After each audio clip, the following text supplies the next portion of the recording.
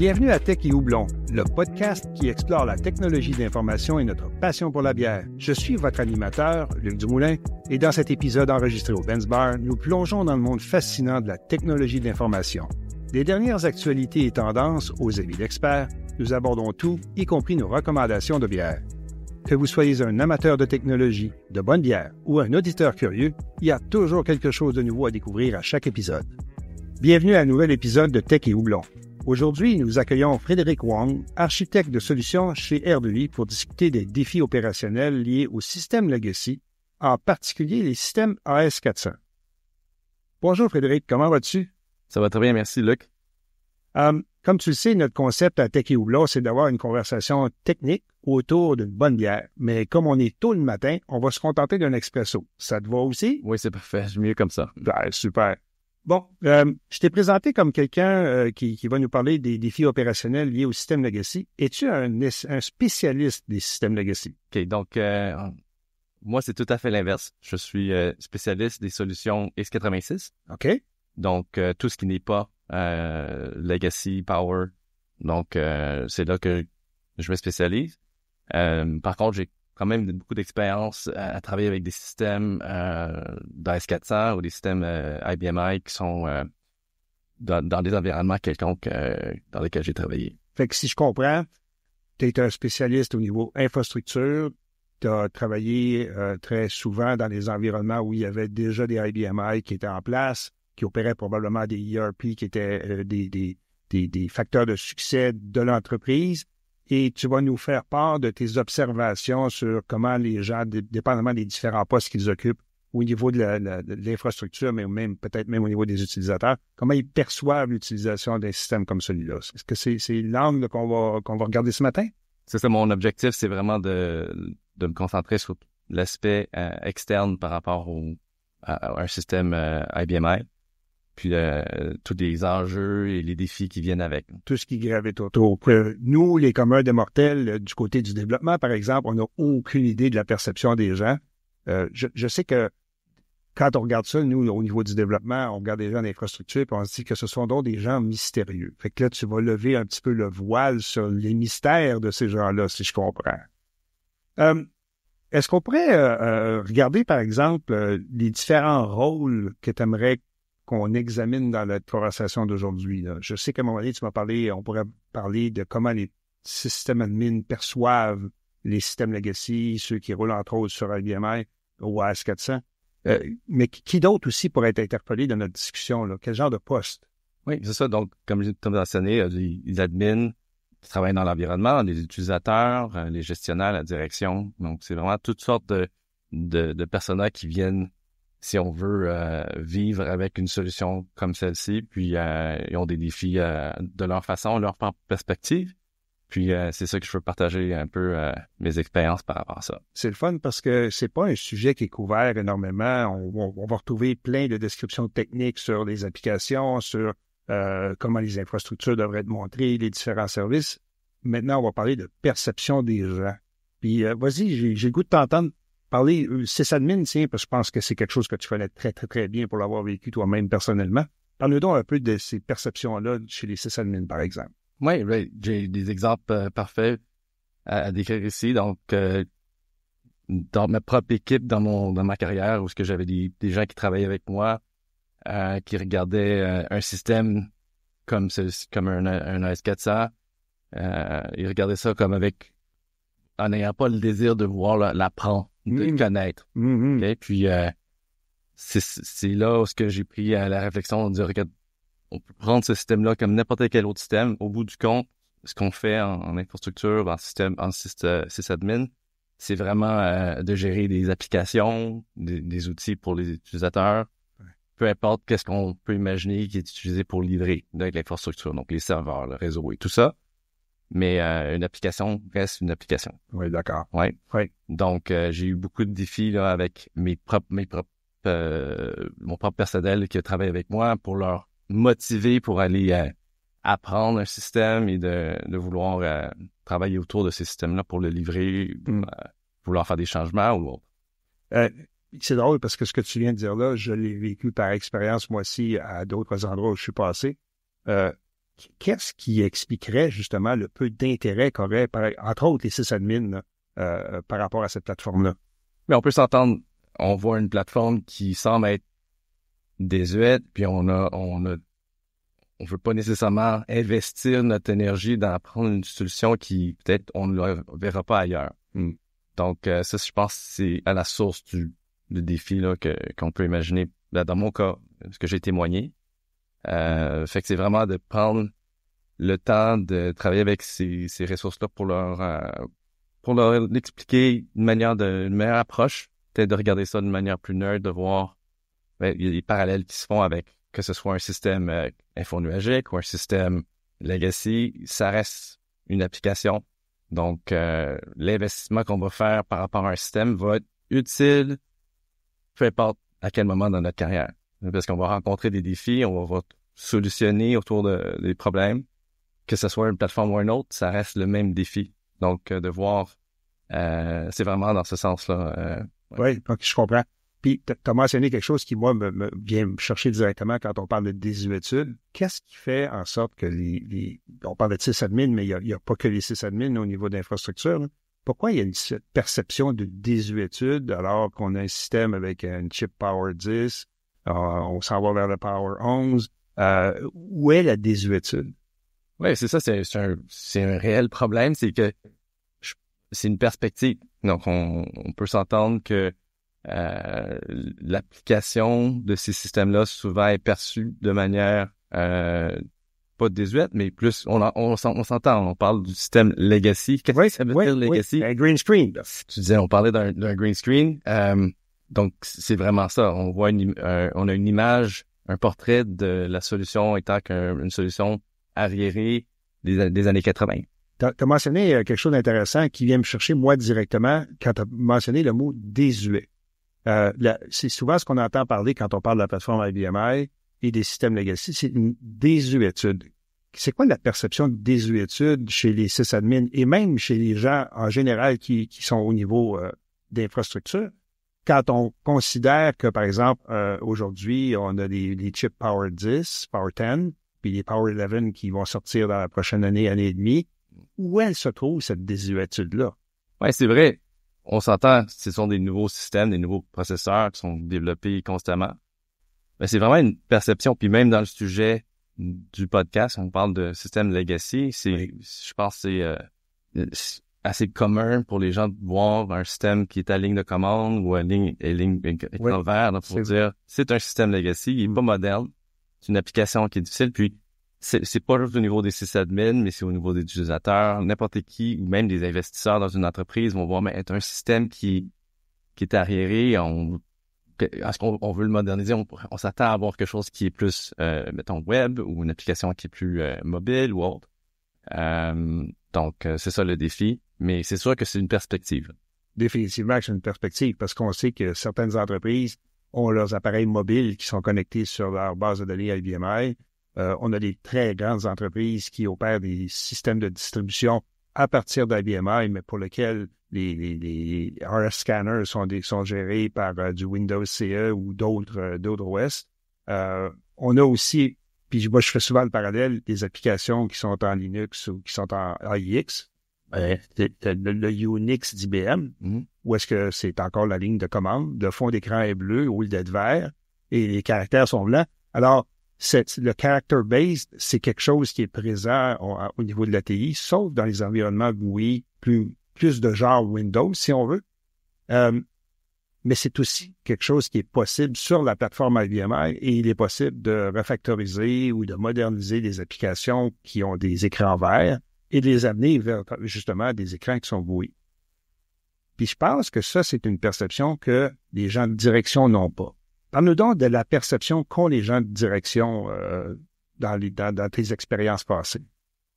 Ben, j'ai déjà eu faire face à justement des migrations de systèmes nullement que pour satisfaire les investisseurs dans une entreprise. Une entreprise publique là, qui devait changer carrément de système ERP pour répondre aux investisseurs qui demandaient, c'est un exemple. Mais c'est sûr que c'est pas juste les investisseurs, la direction. c'est la perception de tous les gens avec qui ils font face. Ils vont présenter le système en ligne de commande. On s'entend, c'est vraiment l'aspect d'écran vert, là, qui est difficile pour eux autres de voir. Puis de dire, regarde, on veut être moderne, on veut être avancé, mais on est pris avec un système qui semble être, encore une fois, arriéré. Mais c'est pas nécessairement le cas. Souvent, c'est l'inverse. On est capable de développer beaucoup de capacités ou de fonctions dans un système comme ça rapidement. Puis même, je pense, la réelle défi, c'est pas juste les hauts dirigeants, mais tous les utilisateurs, parce que je veux pas, ça se communique. Oui. Donc, il y a des gens qui vont se plaindre. Donc, on s'entend que les utilisateurs aussi sont affectés par ça. Eux autres ils s'attendent un peu comme on voit aujourd'hui sur le marché, des applications modernes, on a des écrans tactiles, tu sais, ça évolue énormément. Ouais, OK. Donc, les utilisateurs aussi, ils s'attendent à avoir une application qui répond plus à ce qu'ils sont habitués de voir. Donc, eux-mêmes, ils vont se plaindre. Parce qu'on le voit aussi que les applications de ce genre sont très bien utilisées par un certain... Je veux pas te dire, mais c'est quoi le mot pour... Une génération. Ouais, la génération, mais c'est quoi? C'est une génération d'utilisateurs. Je pense que là où tu vas en dire, c'est les plus jeunes vont plus aimer travailler avec un portable, quelque chose qui rentre dans une main puis qui sont capables de scroller en haut, en bas, à gauche, à droite, comme n'importe quelle application on va retrouver sur un téléphone aujourd'hui. Mais si on regarde ceux qui sont dans une génération plus avancée, c'est trop petit, c'est difficile, ils ont des gros doigts. À ce moment-là, le green screen était peut-être une solution qui était plus proche de leurs besoins et puis de leur compréhension du système. Oui, effectivement. Ça, c'est un des défis que j'ai remarqué dans ma carrière, c'est le type d'utilisateur. Donc, quand on a des personnes qui connaissent bien le système, qui sont habituées d'utiliser le même système, ça fait peut-être 15, 20 ans qu'ils sont dans une entreprise, ils sont habitués à l'utiliser, puis ils deviennent très efficaces de manière opérationnelle. Ils pourraient faire des travaux de des fois plusieurs personnes avec leurs outils. Puis là, on parle de, tu sais, c'est pas nécessairement le cas aujourd'hui. On a beaucoup de nouveaux employés. J'ai fait face à des personnes qui sont rentrées dans l'entreprise que juste d'avoir l'écran vert, ça les a découragés puis incité d'aller ailleurs. Vraiment. Sérieusement? Ouais, aller aussi loin que ça. Puis c'est le même défi là que j'expliquais tantôt avec les sysadmins, mais c'est les utilisateurs, donc ils voient pas nécessairement que ça va leur être utile dans leur carrière. T'sais, j'ai de l'expérience à travailler avec tel système, ben c'est peut-être pas ce qu'ils veulent mettre sur leur CV pour dire il faut pas nécessairement que ça va suivre dans leur carrière. Puis on s'entend qu'aujourd'hui, on voit beaucoup des rôles qui existent pour 3, 5 ans, puis après ça, ils changent de carrière, ils vont, mais pas de carrière, mais ils changent de position, ils vont dans une autre entreprise. Donc, tu sais, c'est un défi parce que en même temps, c'est la beauté du système parce que c'est tellement efficace de travailler. On parlait tantôt de clavier puis d'écran tactile, mais la réalité, c'est que quelqu'un qui va utiliser une avec un clavier et très peu de souris va souvent de manière plus efficace faire son travail. Ouais. Surtout s'il y a des masses de données à traiter, là, ou à entrer. Évidemment, si on est dans un contexte où est-ce que de faire une lecture avec un gun, ça va être plus efficace que de taper, on va aller vers le gun. Tout le monde est capable de le gérer. Mais non, mais je comprends que ça peut causer un certain désarroi chez les utilisateurs nouvelle vague, si on veut, là, avec des applis et tout ça. Mais ça reste qu'au final, à mon avis, ce qu'il faut regarder, c'est pas nécessairement la beauté ou la qualité de comment c'est présenté, plus que ce que ça permet comme rentabilité à l'entreprise et puis la possibilité pour toi d'avoir un job à tous les jours. Plutôt que de chercher ce qui est cute à utiliser, mais qu'au final, c'est pas rentable parce que l'entreprise passe plus de temps à financer les développements et l'instabilité que ça peut amener que d'avoir une plateforme qui est stable, qui pourrait être modernisée, puis ça, c'est peut-être l'envers de la médaille, c'est-à-dire un sous-investissement de la part des dirigeants sur la plateforme pour la moderniser, puis être capable de permettre de fructifier, puis d'amener les jeunes à vouloir demeurer, puisque que tu l'utilises avec l'écran vert ou avec une version mobile, tu pourrais arriver au même résultat. Mais bon, ça, c'est un autre débat. C'est le sujet d'un autre podcast. Ben, au fait, c'est intéressant que t'en parles parce que vraiment, s'il y a moyen de, justement, éliminer ce problème de réticence, d'apprentissage, de développement avec simplement de faire une nouvelle interface, ben, ça pourrait répondre au problème à la source parce que c'est ça que ça répond pas nécessairement au problème de 6-7 000, mais au moins aux nouveaux utilisateurs. Il y a eu d'autres défis. On s'entend qu'il y a des utilisateurs standards, mais il y a aussi des utilisateurs qui sont donc ce qu'on appelle les power users. Oui. Eux autres veulent tout faire avec... C'est des gens qui sont assez inventifs. Ils vont amener leur façon de solutionner le problème. Puis ça, c'est un autre défi que j'ai remarqué avec des systèmes spécifiquement AS400 à BMI, où est-ce que ils peuvent sortir les données puis de se développer une application on the side, si on peut dire. Oui. Où est-ce qu'ils vont soit utiliser Excel ou MS Access, ou une façon de rendre leur travail je dirais pas plus moderne, mais de travailler avec les défis plus efficace, peut-être. Plus efficace. Oui, ils veulent évidemment sortir du contexte d'être en ligne de commande, d'avoir un écran il y a juste une entrée puis une sortie. Ils sont capables d'extraire les données puis de les analyser sur une autre plateforme. Ça, c'est un autre réel défi qu'il y a avec ces systèmes-là, c'est de contrôler ça. On s'entend qu'en gestion d'infrastructure, on a la gouvernance TI, la gouvernance de sécurité des données, fait que ça, c'est un élément qui sort souvent. Oui. Puis en ayant le pattern, si on peut dire, que les power users vont réutiliser à leur façon les données, ben c'est un risque. Faut considérer. T'as tout à fait raison pour l'avoir remarqué dans le fil de ma carrière, où est-ce que les gens, on appelle ça du shadow IT. Oui, en fait ça. Où est-ce que les gens vont extraire des données sans trop savoir la réelle valeur de ces données-là, parce qu'il n'y a personne au niveau du développement TI qui leur a dit, si tu cherches telle valeur, il faut que tu ailles chercher cette valeur-là, ou dans cette table-là, ce champ-là en particulier. Oui, j'ai déjà vu des écarts assez astronomiques, où est-ce que des commandes étaient passées, puis au final, c'était des mauvaises prévisions, parce que c'était le mauvais champ qui avait été utilisé, et ainsi de suite. Donc oui, tu as absolument raison au niveau des aspects sécuritaires, les aspects aussi de qualité de données. Puis là, on tombe dans un monde qui est autre, dans un système legacy, vieille base de données, qui n'était pas pensé pour du BI. Donc, il faut travailler la bonne modélisation de données, donc extraction de données, modélisation de données pour la rendre éventuellement disponible à la consommation avec des outils modernes, que ce soit du Power BI ou d'autres. Ouais. Définitivement, ça manque beaucoup dans la majorité des endroits où il y a des systèmes legacy basés sur IBM. C'est tout à fait vrai. Encore une fois, ça revient toujours à la même chose. C'est l'investissement qu'il faudrait faire pour être capable de le rendre disponible. Puis cet investissement-là, pour une raison que j'ignore, les gens ne veulent pas la faire sur la plateforme. Ils préfèrent se tourner vers des solutions où c'est déjà tout intégré, mais qui vont leur coûter 2 fois, 3 fois, 4 fois le prix à l'installation, à l'implantation, en ressources matérielles et même en ressources humaines pour être capable d'y arriver. Donc, au final, si on tire la ligne des deux solutions, ce serait peut-être moins dispendieux d'investir dans rendre les données plus accessibles à partir du ERP actuel que de se lancer à corps perdu dans l'implantation d'un nouveau système.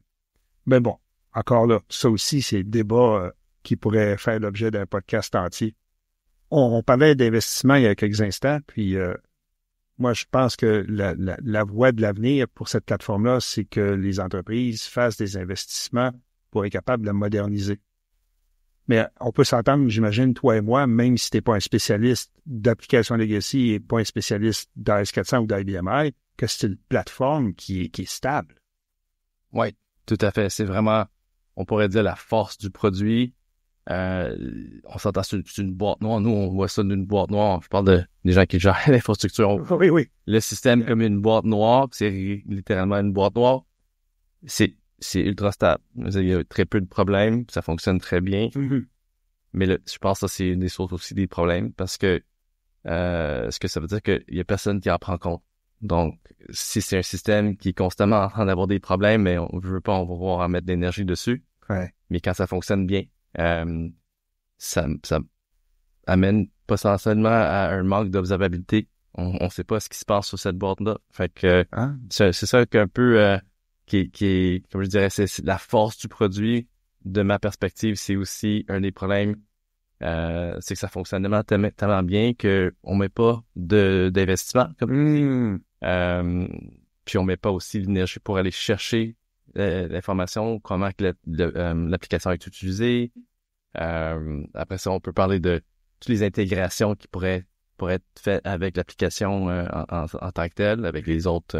Parce que ça, je pense que c'est ce qu'on voit, on parlait tantôt de modernisation, mais ce qu'on voit beaucoup, c'est justement, c'est un besoin de développer, puis d'aller créer des liens avec les autres applications, avec les autres sources de données, avec des applications comme, mettons, une plateforme e-com, un exemple. Ça, c'est de créer cette intégration-là. Donc ça, c'est des places où ce qu'on voit qu'il y a une visibilité, mais derrière ça, on perd ce qui se passe sur le système lui-même. Ouais. C'est un point de vue très, très intéressant que j'ai très peu souvent entendu. Ce que tu dis finalement, c'est que ça va tellement bien qu'on n'en parle pas. Parce qu'on n'en parle pas, on oublie qu'il faudrait qu'on investisse dans la plateforme, puis un jour, on se réveille et on se dit, c'est une vieille affaire, ça marche plus. Je veux pas dire que je résume ton propos en disant ça, mais ça ressemble un peu à ça, le message que je comprends de ton observation. Est-ce que c'est ça? C'est pas mal ça même? Oui, en fait, quand on regarde ça d'un point de vue d'infrastructure, ça devient une gestion de risque parce qu'on voit la plateforme, on sait qu'éventuellement, on va rencontrer un problème. C'est pas une question de si on va rencontrer un problème, c'est plus une question de quand. Là, on essaie d'estimer quand ça va se produire, mais on sait qu'une plateforme comme ça qui fonctionne bien, qui a très peu d'attention, puis que on laisse un peu rouler dans un armoire quelque part, ben elle va finir par avoir un problème. Fait que c'est un peu ça que je disais par rapport au défi là, de problème. C'est la force du produit, mais c'est aussi un problème parce que après ça, on met très peu d'énergie ou d'investissement par rapport à la plateforme, puis on peut frapper un mur là, soudainement.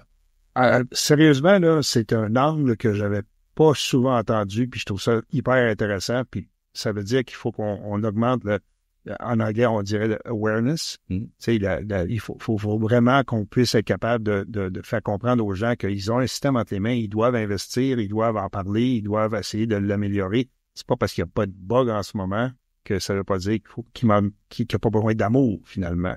En fait, ça. Mais la réflexion plate qui me vient en tête, moi, développeur à IBMI, c'est de dire, es-tu en train de me dire que tout le monde de développement d'applications en dehors de IBMI font exprès pour mettre des bugs, pour qu'on leur donne de l'attention puis qu'on continue à faire du développement? Non, c'est juste que ces systèmes-là sont pas stables. Ils sont stables d'une certaine façon, mais rien de qu'est-ce que j'ai observé, par exemple, d'un système IBMI. Mais je pense, si on revient au point de développement dans le sens que les gens veulent que ça aille plus rapidement. Oui. Ils veulent, par exemple, aller sortir de données, faire de l'analytique, faire du BI. Oui. Je crois, ma recommandation, ce serait de revoir ça, voir travailler avec l'équipe TI et l'équipe qui supporte ou qui supporte l'application qui roule sur un IBMI pour justement travailler ensemble pour dire on peut arriver à développer, parce qu'on s'entend sur une plateforme en RPG, ça se développe aussi très bien. C'est juste de voir les mêmes objectifs. Oui. Donc, c'est quelque chose qui est peut-être à revoir dans la stratégie. Oui.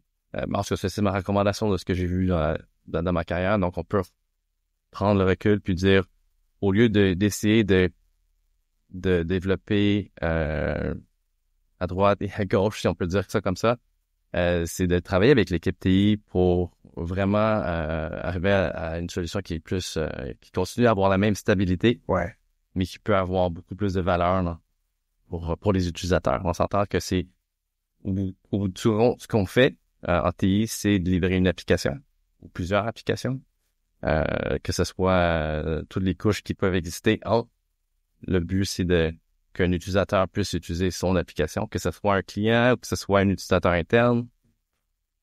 Au bout du compte, c'est vraiment juste une vision sur l'application. Peu importe comment elle est livrée, par un VPN, par une application cloud qui roule sur un environnement x86 ou un environnement Power. Ouais. Écoute, j'écoute ce que tu viens de dire là, tes observations, puis ce que je suis en train de me mettre comme image en tête, c'est ce que tu proposes, c'est d'abolir les barrières et les silos entre les équipes, puis de travailler finalement ensemble à produire des solutions qui sont celles requises pour les clients. Idéalement. Mais encore une fois, on s'entend qu'il y a des défis. La perspective des développeurs, des sysadmins, des dirigeants, c'est que on travaille séparément. Il y a personne qui veut nécessairement s'investir. Puis c'est vraiment le défi que je parle depuis le début du podcast. Absolument. Puis il y a beaucoup de potentiel qui peut être libéré là, si on travaille dans le sens je dirais, comme tu as dit, moderniser l'application, à regarder qu'est-ce qui peut être fait au niveau du système lui-même. En conclusion, Frédéric, je te dirais que j'apprécie beaucoup l'angle que tu as apporté dans la discussion d'aujourd'hui, cette vision-là, nous donner la visibilité de ce que d'autres personnes qui viennent de milieux différents ont comme perception des systèmes legacy, dont, entre autres, ceux qui sont fonctionnels sur la plateforme IBMI AS400, comme la majorité des utilisateurs l'appellent encore aujourd'hui. Ça conclut notre épisode d'aujourd'hui. Merci pour ton temps. Merci pour les échanges enrichissants sur les défis des systèmes legacy. On se retrouve le mois prochain pour un nouvel épisode de Tech et Houblon. Merci à vous tous de nous avoir écoutés et à bientôt.